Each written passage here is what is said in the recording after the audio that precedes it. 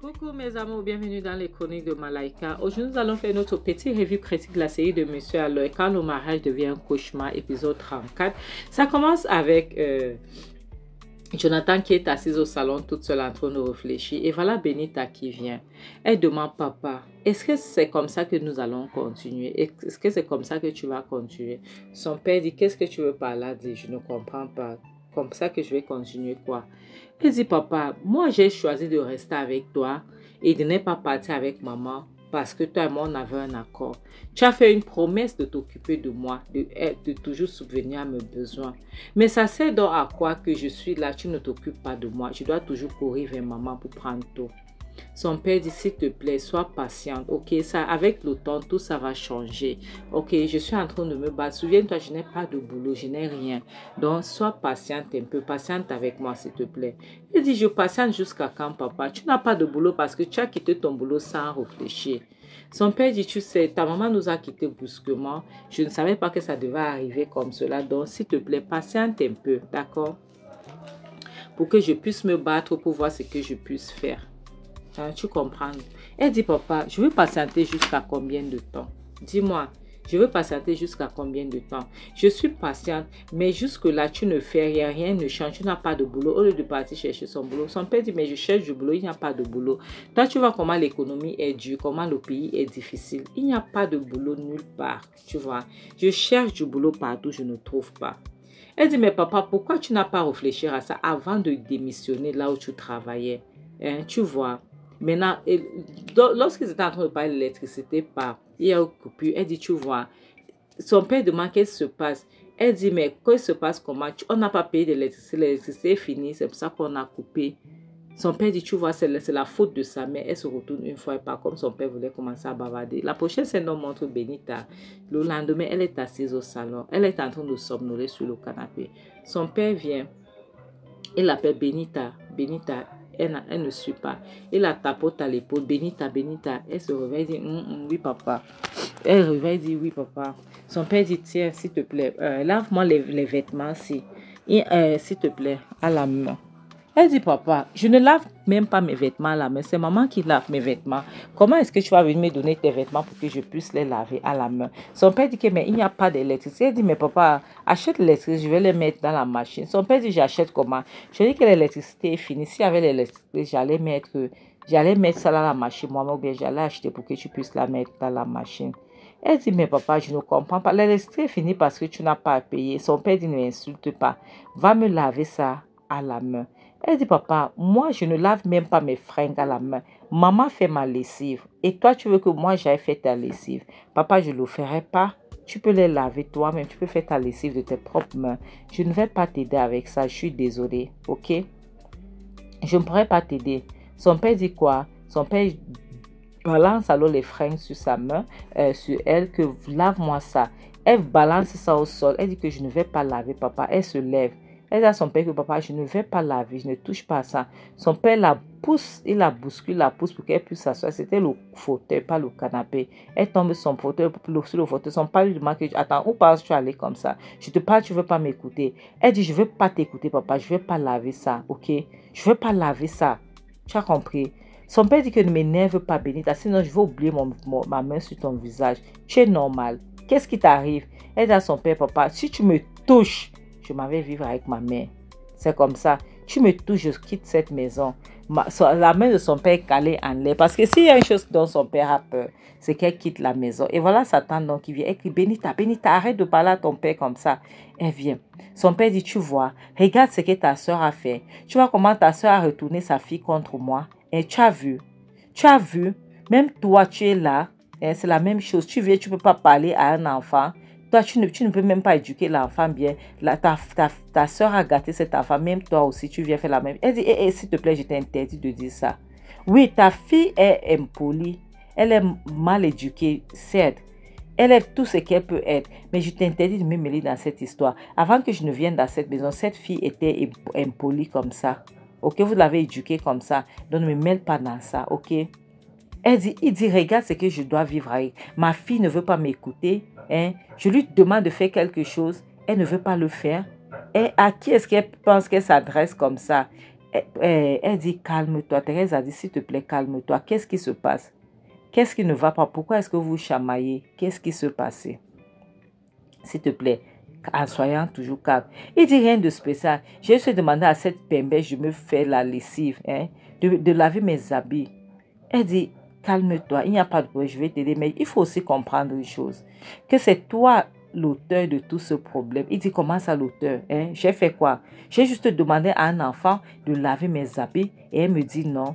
L'auteur, comment? Je ne comprends pas. Qu'est-ce que tu racontes? Qu'est-ce que tu vas par là dire? Elle dit non, calme-toi. Tu ne souviens pas ses besoins, tu ne fais pas ce qu'elle attend de toi.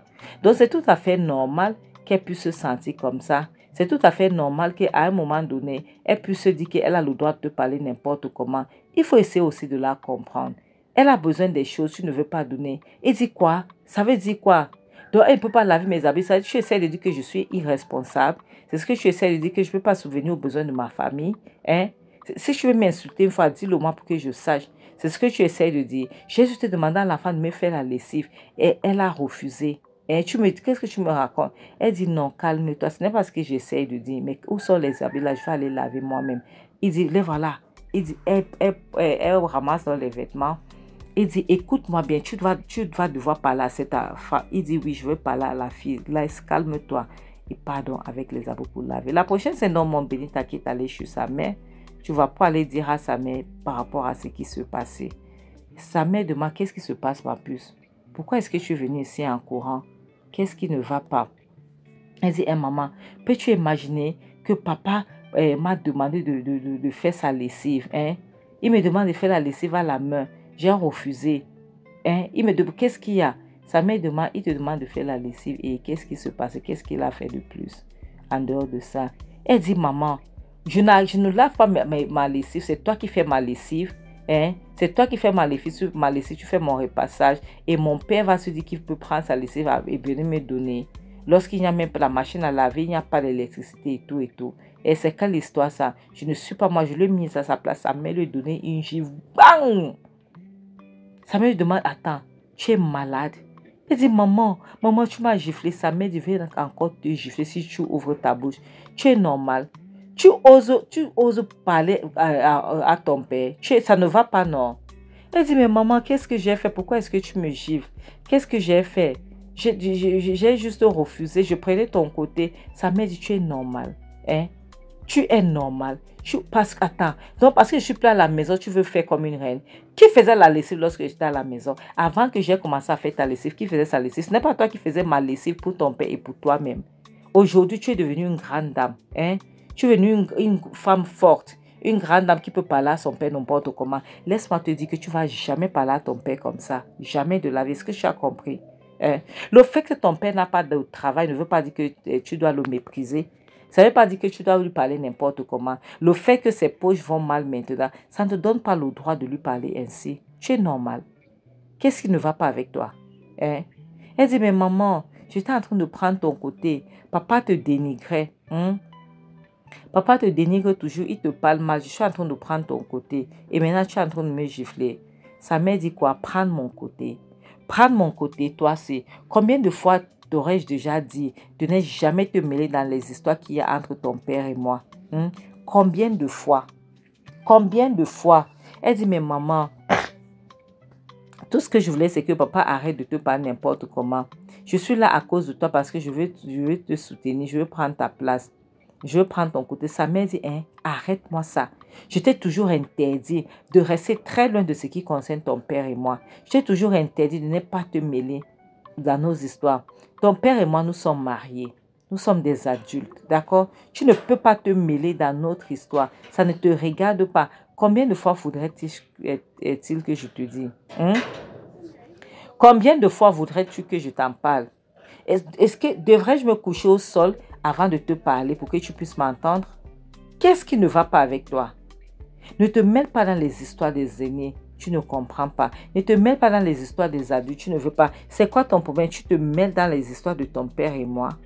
C'est comme ça qu'elle s'énerve. Alors comme sa maman parlait, elle se lève donc elle s'en va. Sa mère l'appelle Béni. Béni, tu reviens ici. Elle ne gérait même plus sa mère. Elle est donc partie, elle. La prochaine scène donc montre l'investigateur qui est venu dans le bureau de Hans. Et Hans lui demande que, mais dis donc, qu'est-ce qui se passe? Depuis là, je ne te vois pas. Qu'est-ce qu'il y a? Pourquoi est-ce que tu as disparu? Il est en train de mener ses enquêtes. Et jusqu'à présent, ce n'est que Debbie qui est leur suspect parce que l'hôtel a refusé de remettre les images de la caméra. Tu vois. Et puis Hans dit, mais il faut les arrêter. Il faut arrêter le manager. Arrête-le. Il dit non, on ne peut pas le mettre en état d'arrestation parce que ça ne fonctionne pas comme ça. Sans preuve, on ne peut pas, on aura les problèmes. Ok? Il est manager, n'est pas le propriétaire. Il faut comprendre ça. Donc, il doit coopérer avec nous. Et Hans dit qu'il va alors coopérer comment s'il ne veut pas. Tu vas alors faire comment? Et c'est ce que nous allons te conseiller de faire. C'est que je suis venu ici. C'est de traîner l'hôtel en justice. Et là, lorsqu'on va vouloir mener les enquêtes, la justice va les pousser à remettre les images. Tu vois. Et si les images étaient piratées, on saura. Et si les images n'existaient pas ce jour-là, mais ça existait un jour d'avant et un jour d'après, c'est qu'il y a un problème. Le manager va expliquer. Donc, c'est ce que moi, je vais te dire. Oui. En dehors de ça, rien d'autre. On ne peut pas partir là-bas, les arrêter. Je suis partie là-bas, le manager ne coopère pas, il ne veut pas coopérer. Tu vois un peu, donc c'est un peu difficile et c'est très, très compliqué. Donc, nous allons faire les choses comme ça pour qu'on puisse arriver jusqu'au bout. Tu as compris? Je sais que le manager, là, il en sait pour quelque chose. Il sait sa manière de réagir. Hans dit dans ce cas, arrête-le. Dans ce cas, il faut l'arrêter. Il dit non, pas comme ça. Hans dit dans ce cas, nous allons mener les enquêtes jusqu'à la fin, jusqu'à ce qu'on puisse savoir ce qui ne va pas, jusqu'à ce que nous sachions qui est derrière tout cela. Il dit oui, tu as raison. Comme tu dis là, moi, il va falloir que j'aille. Je dois interroger le manager de l'hôtel. Ok, on se reparlera. C'est comme ça, donc il se lève, il s'en va. La prochaine scène montre l'investigateur, le manager de l'hôtel. Le manager de l'hôtel demande à l'investigateur que qu'est-ce qui se passait? Pourquoi est-ce que les trucs ne fonctionnaient pas? Qu'est-ce que tu caches ici? Qu'est-ce qui se trame? Parce que j'ai remarqué par rapport à notre investigation, ça a marché le jour et là, le lendemain. Mais le jour du crime, ça n'a pas marché. Qu'est-ce que tu peux nous expliquer? Parce que ça signifie que quelqu'un a trafiqué ça. Et si tu dis qu'il n'y avait pas, parce que c'est ce que vous avez dit au début, qu'il n'y avait pas d'image ce jour, que c'était en panne, qui a réparé ça? Oui, parce que le manager a dit les caméras étaient en panne ce jour. Et maintenant, l'investigateur demande, est-ce que tu peux prouver avec les messages, tu vois, que toi, tu as pu envoyer au propriétaire de l'hôtel? Il dit qu'il n'a pas envoyé le message, il l'a appelé. Et puis, on lui dit que sache donc que nous allons éplucher tout l'historique du téléphone. Oui, nous allons chercher ça et on va trouver. Tu as compris, nous allons trouver. Donc, on va aller jusqu'au bout de cette histoire. Cette histoire, ça ne va pas terminer comme ça. Ça ne va pas se passer comme ça. Nous irons jusqu'au bout pour connaître qui a tramé quoi, qui a trafiqué quoi, qu'est-ce qui se passait. C'est très important. Tu vois, le manager dit donc il ne sait pas de quoi est-ce qu'on parle, mais lui, il a fait sa part. Donc, il ne sait pas lui. Et puis, l'investigateur dit que c'est ce qu'on verra. Il l'abandonne dans le manager. Il s'en va. Et le manager reste là. Il commence à regretter parce qu'il se rend compte que cette histoire n'est pas finie. Ça ne fait que commencer. Tu vois, ce n'est pas fini et il commence à avoir peur. La prochaine scène montre le manager qui a appelé Emeka. Emeka vient. Emeka dit que qu'est-ce qu'il a dit. Maintenant, le manager l'explique. Emeka dit que, mais pourquoi est-ce que cette histoire ne peut pas s'arrêter? Pourquoi est-ce qu'on ne peut pas éteindre cette histoire? Le manager dit ça devient grave, ça devient très compliqué. Et cette histoire est encore calme comme ça parce que mon patron n'est pas au courant de ça. Parce que lorsque le propriétaire de l'hôtel sera au courant de ça, parce que lui n'aime pas les policiers, qu'il va venir, il va mener ses investigations privées. Emeka dit, s'il te plaît, tu dois empêcher ça. D'accord, je vais te trouver encore d'argent pour que tu essaies d'étouffer l'affaire. Tu essaies d'acheter qui que ce soit que tu peux acheter pour étouffer cette affaire. Le manager dit, ça ne va pas être facile comme ça. Ça ne va pas être facile comme ça, je te jure, je sais de quoi est-ce que je parle. Ça ne va pas, ça c'est trop de problèmes pour moi. Tu vois. Emeka dit, fais ce que tu as fait. Est-ce que c'est clair? Fais ce que tu as fait parce que je ne veux pas que mon nom vienne dans ça. Au cas où on t'attrape, s'il te plaît, tu ne me prononces pas. Tu ne peux pas appeler mon nom. Est-ce que c'est clair? Le manager dit, tu ne peux pas dire ça. Mouiller, c'est mouiller, il n'y a pas de mouiller sec. Nous sommes dans ça déjà. Tu vois, nous sommes dans ça. Je ne peux pas tomber toute seule. Tu dois comprendre ça. Ma carrière est à risque. Je ne peux pas tomber toute seule. Et Emeka dit, laisse-moi te dire une chose. Tu vas sauf que tomber toute seule. Tu ne peux pas m'appeler. Soit tu dois empêcher que ça puisse arriver, ou bien au cas où ça arrive, tu ne m'appelles pas, tu ne me prononces pas. Le manager dit quoi? Le manager dit, ça ne peut pas être comme ça. Oh. Ça ne pourra pas être comme ça. Et Emeka dit, ah, tu vas chercher quoi faire. Tu vas chercher comment est-ce que tu feras. Est-ce que c'est clair? Parce que lorsque tu dis que ça ne peut pas être comme ça, tu veux que ça soit comment? Tu dois te battre. Tu dois chercher par tous les moyens. OK? Si ça ne va pas, ça ne va pas. Mais si tu dis que tu ne vas pas chercher, tu veux rester là, machin, ça veut dire qu'on aura un problème. Le manager dit que moi, je t'ai déjà dit, Emeka, si je descends, toi aussi, tu vas descendre. Tu ne peux pas me menacer. Emeka dit, c'est ce qu'on va voir. C'est ce qu'on va voir. Emeka quitte donc, lui, il s'en va. Parce qu'il était tellement fâché que le manager n'accepte pas de prendre ça, d'accepter cette responsabilité. Lorsqu'il est parti, au manager dit que regarde-moi celui-ci. Tu penses que tu veux venir ici m'intimider. Si je tombe, tu vas tomber parce que moi, j'ai beaucoup plus à perdre. Moi, je travaille ici. Tu vois, et ça sera quelque chose de mauvais. Moi, je travaille ici, donc je peux pas tomber à ta place, jamais de la vie. La prochaine scène montre Emeka qui est venu trouver sa complice Debbie pour lui raconter ce qui se passe, que ça ne va pas. Hanks ne lâche pas l'affaire. Debbie dit quoi? Il dit oui, Hanks ne veut pas lâcher l'affaire. Que Hanks est sur l'affaire. Hanks est en train de vouloir traîner l'hôtel en justice. Il ne comprend pas pourquoi est-ce que Hanks ne veut pas lâcher, mais il se rend compte qu'il veut nettoyer son nom, il veut laver son nom en public, il ne veut pas lui les problèmes. Debbie dit, mais pourquoi est-ce qu'il ne peut pas lâcher cette affaire? C'est déjà passé. C'est le passé maintenant. Pourquoi est-ce qu'il ne peut pas lâcher ça? Mais qu'il oublie, c'est passé. Oui, ça peut arriver, les scandales arrivent chaque jour. Mais il va s'en remettre. Parce que s'il arrive qu'il cherche à savoir et qu'il se rend compte que c'est nous, ça va être la catastrophe. Tu vois, ça va être catastrophique. Qu'est-ce que nous allons faire? Qu'est-ce qu'on va devenir? Je ne pense pas que c'est la meilleure chose à faire. Et Emeka dit, je t'assure, moi je ne sais même pas quoi dire. Parce que je suis un peu troublée là. Je ne sais pas pourquoi est-ce que Hanks se dit qu'il ne peut pas lâcher cette affaire. Ce n'est pas comme si c'est la fin du monde ou quoi. Hein? C'est quoi son problème? Et puis Emeka dit, dans ce cas, nous allons seulement finir avec lui. Début de match, c'est ce que je pense là. Il dit, mais bien sûr, tu as bien pensé, nous allons finir avec lui. Parce qu'on ne peut pas se faire attraper. Mes amours, c'est ici qu'on va s'arrêter. Je suis contente que l'investigation est en train d'avancer et qu'on se rapproche plus en plus aux gens qui ont commis ce crime. Je suis très contente par rapport à ça. Mes amours, comme je dis souvent, le mariage n'est pas un fait en soi.